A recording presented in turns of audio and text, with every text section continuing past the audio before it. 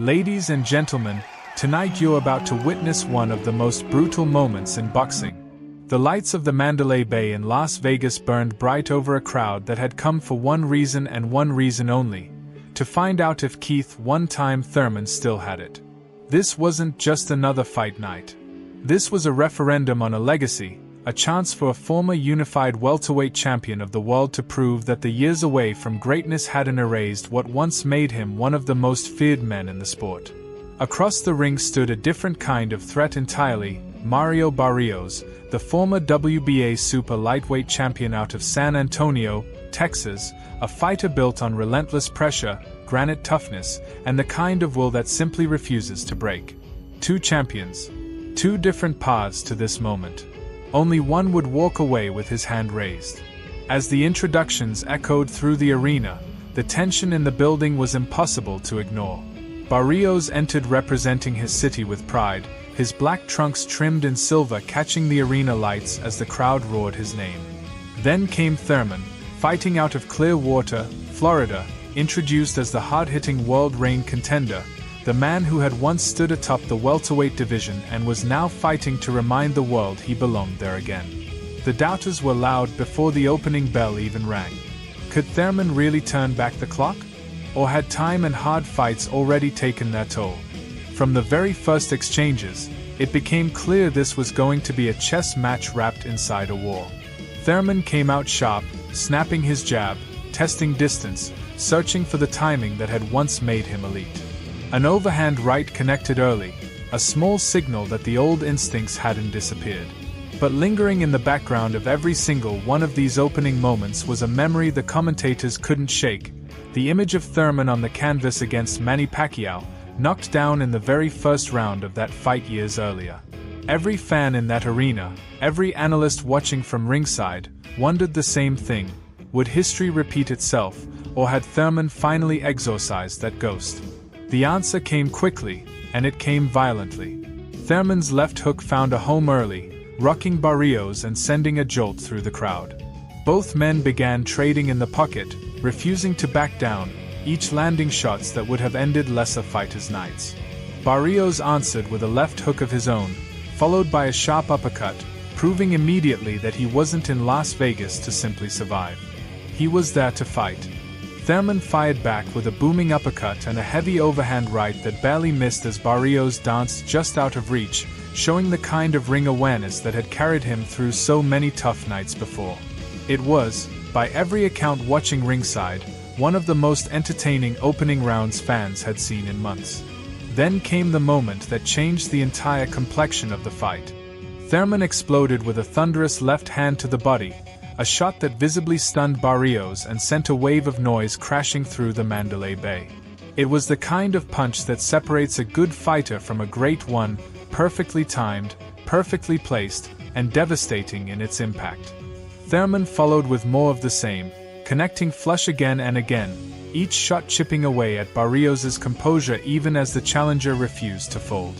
By the fourth round, Barrios was firing back with combinations of his own, landing a big right hand that momentarily backed Thurman up and reminded everyone watching that this wasn't going to be a one-sided affair.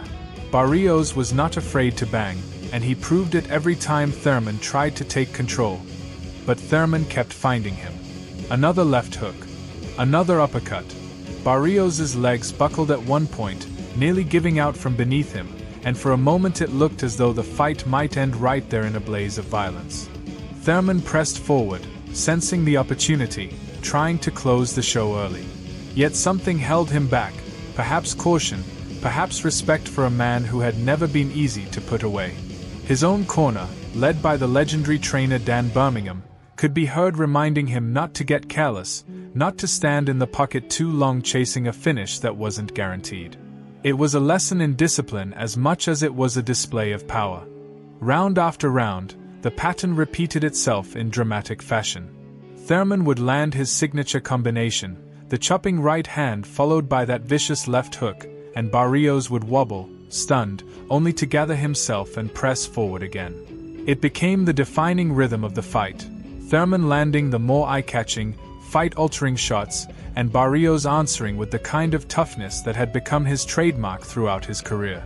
As one ringside voice put it, Barrios' greatest attribute wasn't his power or his speed, it was his sheer refusal to break, no matter how hard he was hit or how many times his legs threatened to give out beneath him. The body work told its own story throughout the fight. Thurman dug into Barrios' ribs over and over, mixing his attack between head and body with the precision of a fighter who had clearly studied every angle of this matchup.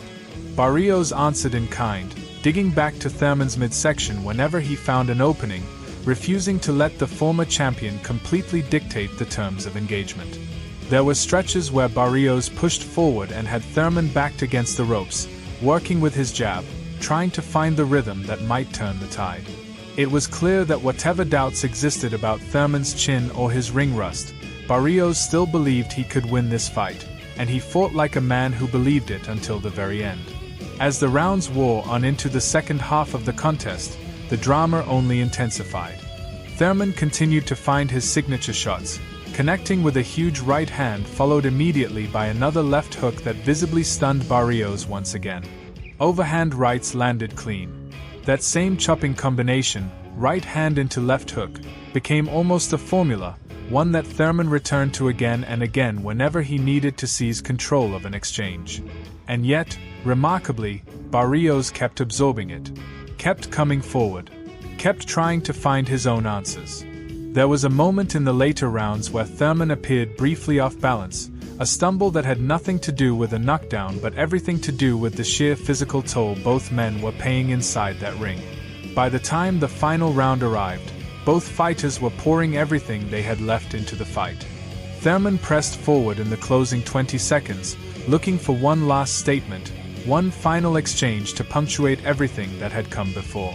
Barrios met him there, unwilling to let the fight end quietly, trading uppercuts and hooks in a frantic final flurry that had the crowd on its feet.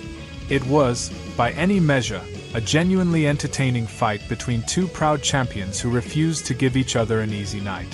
When the final bell rang and the fighters embraced at center ring, there was no doubt about who had done the more consistent damage over 12 rounds. The judges confirmed what most of the arena had already sensed. Scores of 117 to 111 and two identical scores of 118 to 110 sealed a clear and unanimous decision in favor of Keith Thurman. It was a statement victory, the kind of performance that silenced at least some of the doubters who questioned whether the former champion still belonged among the elite of his division. In the aftermath, Thurman didn't hold back his emotions. He spoke about expectations, about the pressure of being the man everyone expected to fail, and about the bold words Barrios had thrown around before the opening bell. He made it clear that he never felt seriously hurt during the fight, and that despite everything said outside the ring, he had once again proven he belonged among the greatest fighters of his generation. It was a performance built not just on power, but on discipline, a veteran champion showing that experience and composure can still win out over youthful hunger and pressure.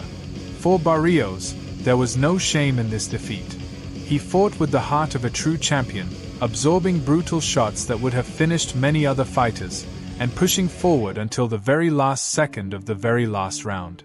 His toughness on this night only added to a growing reputation as one of the most dangerous and durable fighters in his weight class, a man who will undoubtedly return with lessons learned and an even sharper edge. As for Thurman, the questions now shift toward what comes next. Has this performance truly resurrected his championship ambitions? Can he carry this momentum into a run at reclaiming a world title? Or will Father Time eventually catch up to a fighter who has already given the sport so many unforgettable nights?